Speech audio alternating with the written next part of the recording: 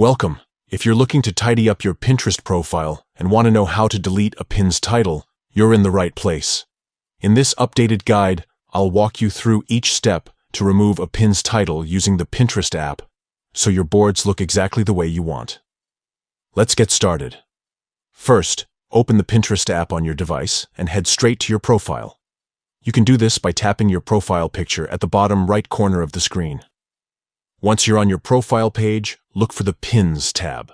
Tap on it to see all the pins you've saved. Now scroll through your collection and find the pin you want to edit. Once you spot it, tap on that pin to open it. In the top right corner, you'll notice 3 little dots. Tap on these dots to bring up a menu with more options. From the menu, select Edit.